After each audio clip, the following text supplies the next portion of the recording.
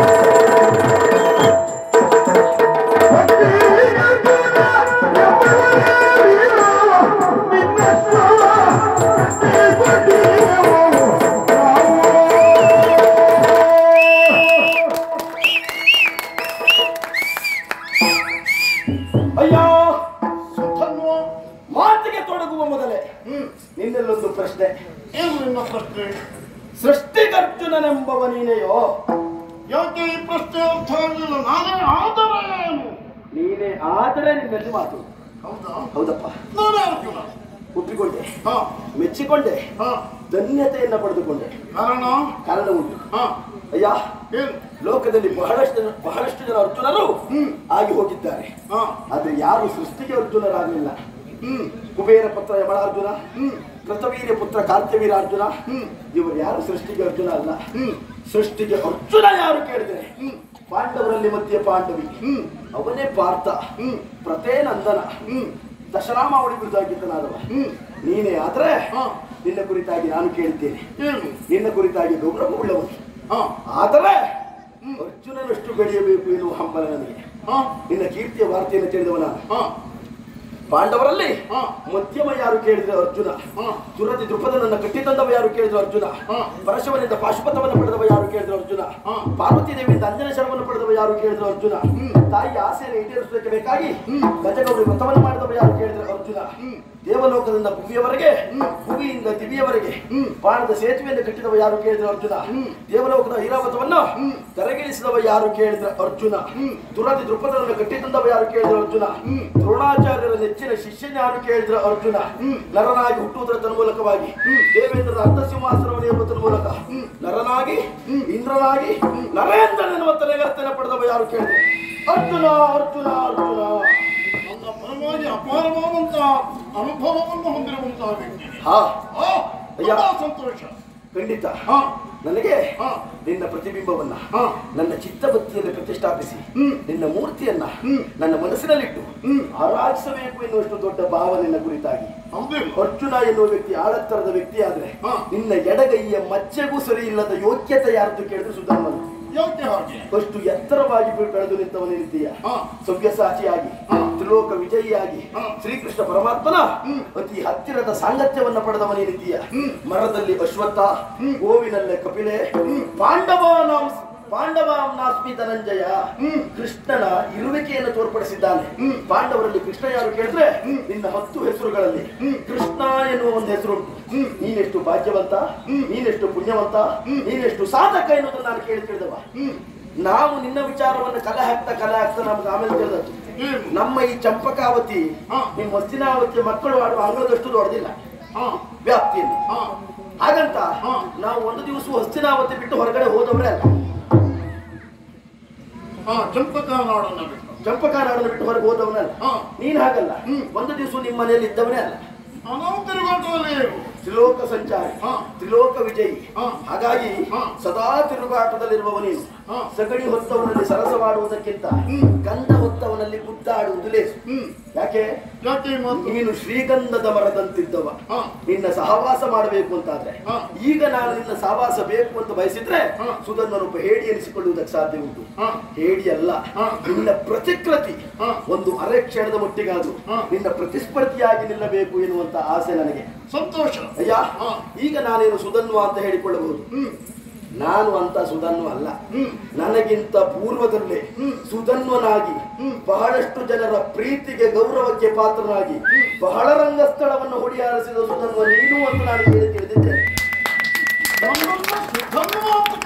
ಹೌದಪ್ಪ ಕಾರಣ ಕೋದಂಡಪಾಣಿಯಾದಂತ ರಾಮಚಂದ್ರನಿಗೆ ಸುಧನ್ವ ಎನ್ನುವಂತ ಹೆಸರು ಶಾರ್ಕ್ಯದರಸನ್ನು ಹಿಡಿದಂತ ಮಹಾವಿಷ್ಣುವಿಗೆ ಸುಧನ್ವ ಎನ್ನುವಂತ ಹೆಸರು ಪಾಶುಪತವನ್ನು ಹಿಡಿದಂತ ಪರಶುವನಿಗೆ ಸುಧನ್ವ ಎನ್ನುವಂತ ಹೆಸರು ನಿನಗಿಂತ ಮೊದಲು ಯುದ್ಧಕ್ಕೆ ಬಂದಲ್ಲ ಅಪ್ರತ್ಯುಮ್ನ 5 ಬಾಣವನ್ನು ಹಿಡಿದಂತ ಆತನಿಗೂ ಸುಧನ್ವ ಎನ್ನುವಂತ ಹೆಸರು ಪರಶುವನಿಂದ ಪಾಶುಪತವನ್ನು ಪಡೆದದ್ದಕ್ಕೆ ಬೇಕಾಗಿ ನಿನಗೆ ಸುಧನ್ವ ಅಂತ ಹೆಸರು ನಿಮ್ಮೆಲ್ಲ ಸುಧನ್ವ ಬಿಟ್ಟರೆ ಕೊನೆಗೊಂದು ಸಣ್ಣ ಸುಧನ್ವ ನಾನು ಹಾಗಾಗಿ ನಿನ್ನ ವ್ಯಕ್ತಿತ್ವದ ಮುಂದೆ ನಾನು ಸಣ್ಣವ ಅಂತ ಹೇಳುದು ಇದು ನಿನ್ನ ಕುರಿತಾಗಿ ಇದ್ದ ಗೌರವ ಆದ್ರೆ ಈಗ ನನ್ನ ನಿಲುವಿಗೆ ನಾನು ಬರಲೇಬೇಕಾದಂತ ಅನಿವಾರ್ಯತೆ ಉಂಟು ಪ್ರತಿಪಕ್ಷದ ನಾಯಕನಾಗಿ ನಿನ್ನಲ್ಲಿ ದುರವನ್ನು ಕೊಡುವುದಕ್ಕಾಗಿ ಬಂದವನಾಗ ಸೃಷ್ಟಿಗರ್ಜುನನೆಂಬವನೇ ನೀನೇ ಆದ್ರೆ ನಿನ್ನ ಅಶ್ವವನ್ನ ಕಟ್ಟಿಕೊಂಡವರು ನಾವಿದ್ದೇವೆ ನಿನಗೆ 2 ಮಾತುಗಳ ಅವಕಾಶವನ್ನು ನಾನು ಕೊಡ್ತೇನೆ ಯಾಕೆ ಗೊತ್ತಾ ಬಿಟ್ಟು ಪೋಪಯ ಬಿಡಿಸುವೆನೆಂಬ ಪಿಂಕ ಉಂಟು ತಟ್ಟನೆ ಹೇಳಿ ಎಂತಹ ಅನುಭವದ ಕಂತೆ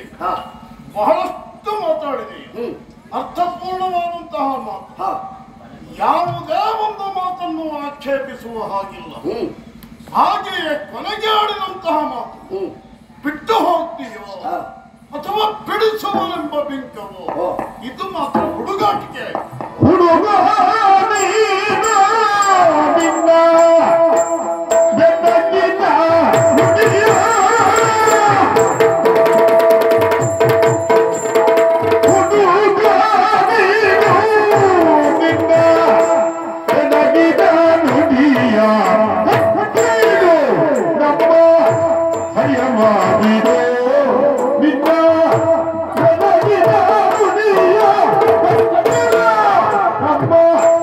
Hey,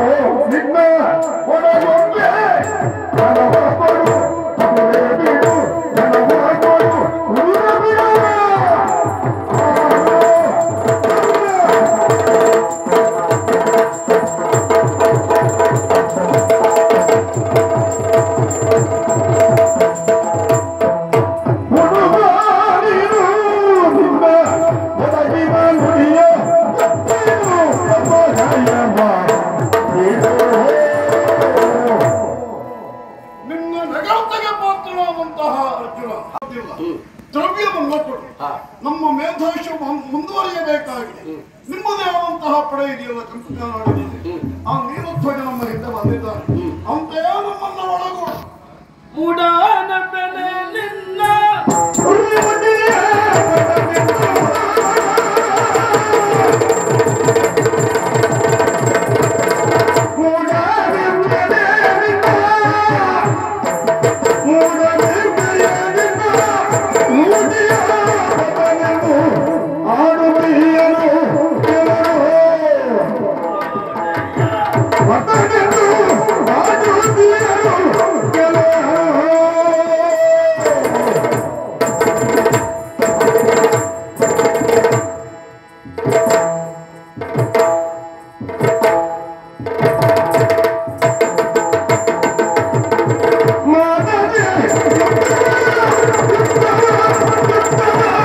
ಭಯವನು ಗೌರವ ಬೇಡು ಜನನೀ